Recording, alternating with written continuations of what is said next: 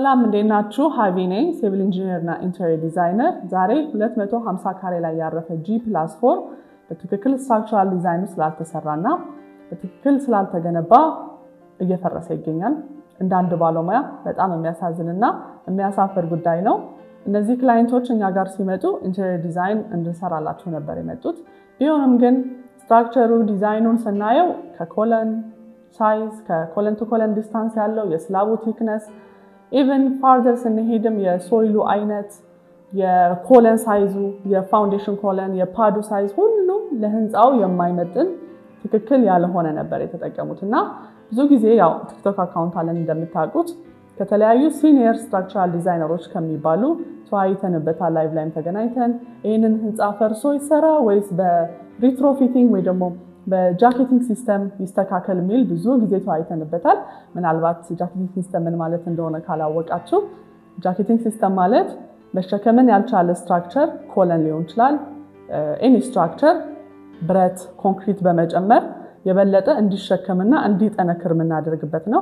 ብዙ ጊዜ ያገለገሉ ህንፃዎችን እንደ አዲስ ግልጋሎት እንዲሰጡ ከፈለግን የስትራክቸር ዲዛይን ኖሯቸው በትክክል ካልተሰሩ ለምሳሌ 20 በ30 ኮለን ለተሰራው በቂ ካልሆነ 30 በ40 ማድረግ ከፈለግን ወይ ደግሞ እንደፈለግን ብቻ ያንን ስትራክቸር እንዲሸከምልን ለማጠናከር የምንጠቀምበት ነው ጃኬቲንግ ሲስተም እና በዛ መንገድ እናስተካክለው ወይስ ፈርሶ ይሰራ የሚል ተወያይተንበት ኮስት አናሊሲስም ተሰርቶበት ፈርሶ መሰራቱ የተሻለ ሆኖ ስለተገኘ እንደምታዩት እየፈረሰ ነው።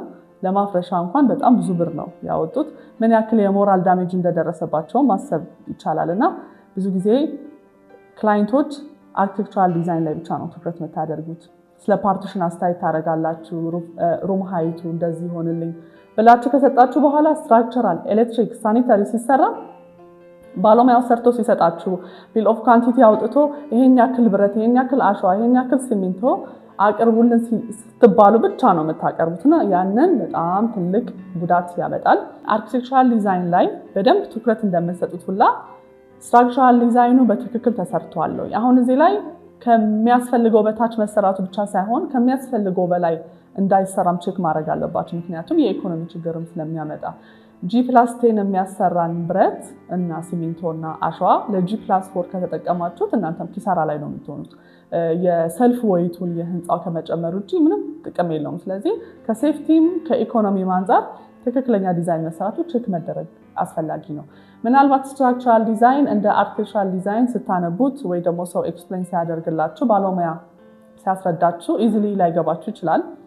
ግን ደግሞ አንድ ስትራክቸራል ዲዛይን የሰራላችሁ እሱን ይዛችሁ ገለልተኛ የሆነ ሁለተኛ ስትራክቸራል ዲዛይነር ትክክል የሆነ ጄኒውን የሆነ ኮሜንት እና ሪቪው ሊሰጣችሁ የሚችል ባለሙያ ጋር ሄዳችሁ ማሳየት ይኖርባችኋል።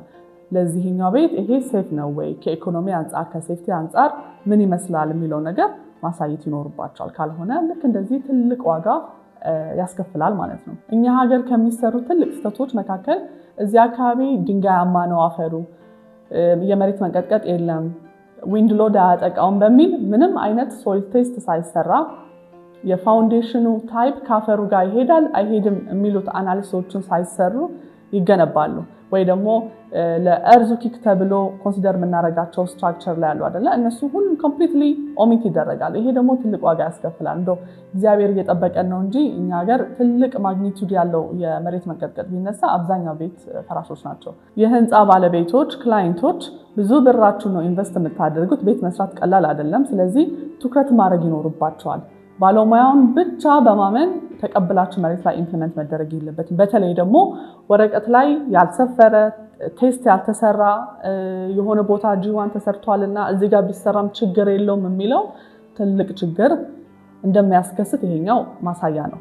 ይሄኛው አክቹሊ ሶይል ቴስት አሰርቷል። ብዙ ነገር ክላይንቶች የተጠየቁት ነገር ሁሉም አድርጓል። ግን ቸልተኛ ባለሙያ ስላጋጠማቸው ነው እንጂ መግዛት ያለባቸውን እቃ የማቅረብም ሆነ ምንም አይነት ችግር አልነበረባቸውም። ስለዚህ እንደዚህ አይነት ነገሮችን እንዳይፈጠሩ እጅግ በጣም ጥንቃቄ ማድረግ አለባችሁ። ህንፃችሁን ስታሰሩ ሶይል ቴስት ማድረግ አለባችሁ። ካጠገባችሁ ያለው ድንጋያማ ይሁን አይሁን እሱ ሌላ ጉዳይ ነው። የራሳችሁ ቤት ስታሰሩ ሶይል ቴስት ማሰራት አለባችሁ። ስትራክቸራል አናሊሲስ ማሰራት አለባችሁ። የፋውንዴሽኑ አይነት ለቤታችሁ ይመጥናሉ የሚለው ነገር ማሰራት አለባችሁ። ምክንያቱም ፋውንዴሽን ስንመርጥ አንደኛ ባፈሮ አይነት ነው፣ ሁለተኛ የህንፃችን ክብደት ነው፣ ሎዱ G1 ነው G2 ነው የሚሉት ነገሮች፣ ሶስተኛ ደግሞ ያንን ኤንቫይሮንመንት ለምን አይነት ፎርስ ወይ ደግሞ ሁኔታ ተጋላጭ ነው።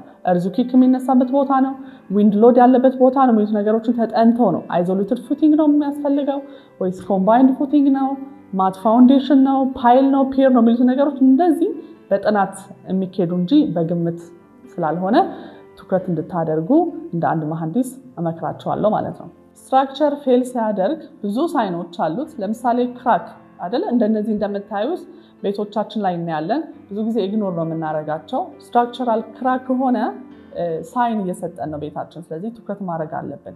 እንደዚህ አይነት ክራኮች እንዳይፈጠሩ እንዳልኳችሁ በጥንቃቄ ከማቴሪያል ሴሌክሽን ከስኪልድ ከሆነ ሌበር ሴሌክት ከማድረግ እያንዳንዱ ቴስቶች ኮንዳክት መደረግ ያለባቸው ቴስቶቹን ከማድረግ ይጀምራል። እነሱን ካደረጋችሁ እንደዚህ አይነት ስትራክቸራል ክራኮች ላይፈጠሩ ይችላሉ። ከተፈጠሩ በኋላ ደግሞ ማድረግ ያለባቸው ነገሮች አሉ። ለምሳሌ ይህንን ክራክ ዲያጎናል ክራክ ነው፣ ኮለናችን ላይ ነው ክራክ ያደረገው። ብዙ ጊዜ ይሄንንም ላይቭ ላይ ስትራክቸራል ነገሮችን እያነሳን እንወያይበታለን። ይሄኛው በኢሴንትሪሲቲ ወይ ደግሞ የኮለኑ ሴንተር ላይ አይደለም ያረፈው ከላይ ያለው ሎድ እና በዛ ምክንያትም የመጣ ነው። ሺር ክራክ ነው፣ ዲያጎናል ነው ያደረገው። ስለዚህ ይሄ ኮለኑ ተሰነጠቀ ብለን የምንተወው ጉዳይ አይደለም። እንደዚህ አይነት ነገር ካጋጠማችሁ መጀመሪያ ማድረግ ያለባችሁ ከላይ ምንም አይነት የብሎኬት የሴራሚክ ቀጣይ ስራዎችን ማቆም አለባችሁ። ምክንያቱም ኮላፕስ ሊያደርግ ስለሚችል ማለት ነው። ይህንን ካደረጋችሁ በኋላ ወይ በጃኬቲንግ ሲስተም ማስተካከል አለባችሁ። በጣም ሲቪል ከሆነ ደግሞ ያፈርሶ ይሰራል ማለት ነው። እንደዚህ አይነት ነገሮችን የስትራክቸራል ጉድለት የወርክማንሽፕ ጉድለት ስለሚሆኑ ጥንቃቄ ማድረግ ያለባችሁ እንደዚህ አይነት ነገሮች እንዳይፈጠሩ ነው። ስለዚህ ስትራክቸራል ፌል የሚያደርጉ ነገሮችን ትኩረት ማድረግ አለባችሁ። ሌላው ሴትልመንት ነው። ሴትልመንት ምንድነው? መስመጥ ነው። ሙሉ ለሙሉ ሊሰምጥ ይችላል። ሙሉ ለማት እኩል ህንፃው የተወሰነ ሳንቲ ሊሰምጥ ይችላል። ወይ ደግሞ ዲፈረንሻል ሴትልመንት እንለዋለን። በአንዱ ሳይድ ይሰምጣል ማለት ነው። አሁን ይሄኛው በጣም ብዙ ቱሪስቶች የሚጎበኙት ነው። ሴትል ያደረገ ያ ምንድነው? አፈሩ ነው። ሎዱ የህንፃው ሎድና የአፈሩን መሸከም ስላልቻለ ነው። ሶይል ቴስት በትክክል ካልተሰራ ትክክለኛ የሆነ የፋውንዴሽን አይነት ካልተመረጠለት እንደዚህ አይነት ዲፈረንሻል ሴትልመንቶችን ሊያጋጥሙ ስለሚችሉ አሁንም እመለሳለሁ፣ ስትራክቸር ላይ በጣም ትኩረት ማድረግ አለባችሁ። የከፋ ነገር ከመጣ ደግሞ እንዳሳየኋችሁ እንደዚህ ወደ ማፍረስ ይመጣል። አሁን ይህንን ህንፃ ባይታይ ኖሮ አናሊሲስ ባይሰራለት ኖሮ ከላይ ተጨማሪ ብሎኬቶች፣ ፊኒሽንግ ማቴሪያል፣ ሴራሚኮች፣ ላይቭ ሎዶች ቢጨመሩበት ኖሮ ኮላፕስም ሊያደርግ ይችል ነበር እና አንድ ህንፃ ኮላፕስ አደረገ ማለት ከንብረትም ከህይወትም ብዙ ኪሳራ ነው የሚያስከስተው። አርኪቴክቸራል፣ ኢንቴሪየር፣ ስትራክቸር ሙሉ ዲዛይን እኛ ጋር ታገኛላችሁ። ስኪልድ በሆኑ ባለሙያዎች፣ ኃላፊነት በሚሰማቸው ባለሙያዎች እንዲሁም ቀድሞ የተሰራ ስትራክቸራል ዲዛይን ካላችሁና መሬት ላይ ያልወረደ ገና ከሆነ ኮንሰልቴሽን ስለምንሰጥ የተሰራላችሁን ስትራክቸራል ዲዛይን ከተሰሩት የጂኦቴክኒካል ቴስቶች ጋር ኮምፔር እያደረግን ትክክለኛ ነው ወይ አይደለም የሚለውም የምክር አገልግሎት ስለምንሰጣችሁ በምንጽፍላችሁ ስልክ ቁጥር ወይ ደግሞ በቲክቶክ አካውንታችን እኛን ማግኘት ትችላላችሁ። ቻናላችን ሰብስክራይብ እያደረጋችሁ ፋሚሊ ሁኑ። እንደዚህ ጠቃሚ የሆኑ የስትራክቸርም የአርኪቴክቸራልም የዲዛይንም ኮንተንቶችን ወደ እናንተ ይዘን እንመጣለን። ቻው።